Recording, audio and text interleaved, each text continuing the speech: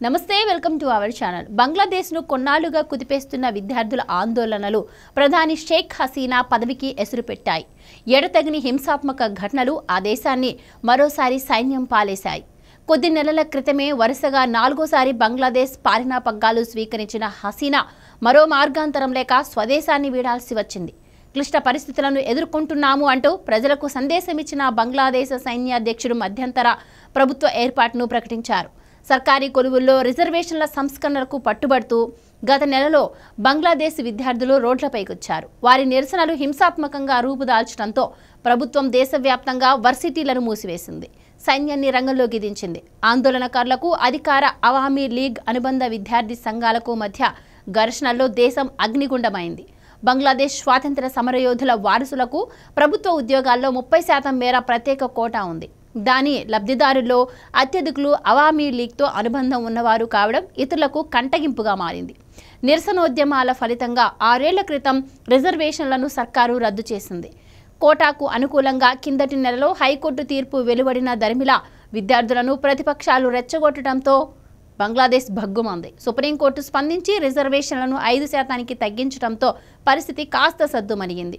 అంతలోనే హసీనా రాజీనామాకు పట్టుబడుతూ నిరసనకారులు పలు ప్రాంతాల్లో వీరంగాలేశారు. ఈ ఘర్షణల్లో ఇంతవరకు 300 మంది వరకు ప్రాణాలు కోల్పోయారు. ప్రస్తుత పరిణామాలతో కొన్నేళ్లుగా ఆర్థికంగా బలమైన అడుగులు వేస్తున్న బంగ్లా భవితవ్యంపై నీలినీడలు కమ్ముకున్నాయి. బంగ్లాదేశ్ జాతిపిత ముజీబుర్ రెహమాన్ హత్యకు గురైనప్పుడు ఆయన కుమార్తె హసీనా విదేశాల్లో ఉన్నారు. 1981లో మాతృభూమికి తిరిగి వచ్చిన ఆమె ఆర్మీ ఆగడాలపై అలుపెరగని పోరాటం చేశారు. తండ్రి స్థాపించిన అవామీ లీగ్ సారథ్యం చేపట్టి 1996లో తొలిసారి ప్రధానిగా ఎన్నికయ్యారు. 2001లో ఓడిపోయిన 2009లో మళ్లీ అధికారంలోకి వచ్చిన హసీనా అప్పటి నుంచి ప్రతి ఎన్నికల్లోనూ విజయం సాధించారు. ఆమె పాలనలో ఆ దేశ తలసరి ఆదాయం 3 రెట్లు పెరిగింది. దక్షిణాసియాలో రెండో అతిపెద్ద ఆర్థిక వ్యవస్థగా బంగ్లాదేశ్ ఎదిగింది. కానీ దేశంలో దాదాపు 2 కోట్ల మంది యువతకు ఉపాధి కరువైనట్లు పరిశీలనలు వెల్లడిస్తున్నాయి.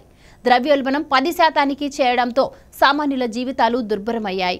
అధికార గణం అవినీతిపైన ప్రజల్లో తీవ్ర అసంతృప్తి గూడు కట్టుకుంది.